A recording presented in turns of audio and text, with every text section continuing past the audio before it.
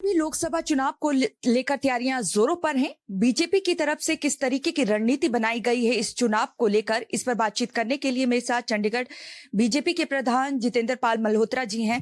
Sir, announcement हो चुकी है, यहाँ पर संजय टंडन जी को उम्मीदवार घोषित किया गया है। अब किस तरीके की रणनीति के साथ आप लोग चुनाव प्रचार में जुटे हैं? देखो, रणनीति तो हमारे जो वर्कर हैं, हमारे वर्कर 365 दिन 24 घंटे इलेक्शन के लिए तैयार रहते हैं। इस वक्त भी हमारे 25,000 वॉलंटियर्स, पन्ना प्रमुख सब ग्राउंड लेवल पे काम कर रहे हैं। दूसरा, ये रणनीति की जरूरत नहीं है, क्योंकि 10 साल में जो हमारी अचीवमेंट्स हैं हिंदुस्तान में, चाहे वो रोड्स हो, चाहे रेलवे हो, चाहे टर्नल हो, चाहे स्टेडियम हो, चाहे प्रोडक्शन में हो, चाहे एक्सपोर्ट ऑफ द डिफेंस हो, चाहे डिफेंस हो, चाहे इक्विपमेंट हो, उसमें आप देखिए प्रोडक्शन 100 से 200% इंक्रीज है फ्रॉम लास्ट 60 ईयर्स। और एयरपोर्ट देख लीजिए, 70 से 149 एयरपोर्ट हो गए। और चंडीगढ़ रेलवे स्टेशन देख लीजिए, 500 करोड़ का चंडीगढ़ का एशिया का सबसे बेस्ट रेलवे स्टेशन बन रहा है। ये अचीवमेंट्स के ऊपर हम इलेक्शन लड़ेंगे।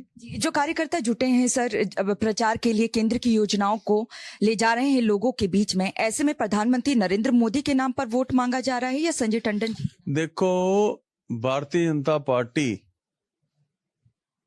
एक अपने आप में सक्षम, हमारे प्रधानमंत्री नरेंद्र मोदी जी हैं। नरेंद्र मोदी जी ही इस देश को लीड कर रहे हैं, तो कैंडिडेट भी हमारे प्रधानमंत्री के नरेंद्र मोदी जी हैं। तो नेचुरली सेनापति के पीछे लग के चुनाव लड़ा जाएगा ना सर। साथ ही इंडिया गठबंधन ने भी अपने कैंडिडेट की अनाउंसमेंट कर दी है। उम्मीदवार होंगे कांग्रेस की तरफ से मनीष तिवारी। तजुर्बा बहुत ज्यादा है उनका, लगता है चुनौती मिल पाएगी? देखो, अगर तजुर्बा होता तो पहले वो लुधियाना से, फिर अनंतपुर साहब से, फिर चंडीगढ़ से ना चुनाव लड़ते।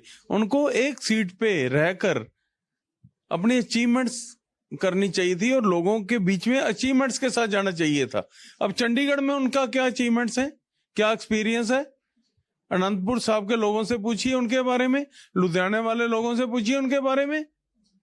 तो मेरे को समझ नहीं आता आप चेंज क्यों करते हैं सीट को।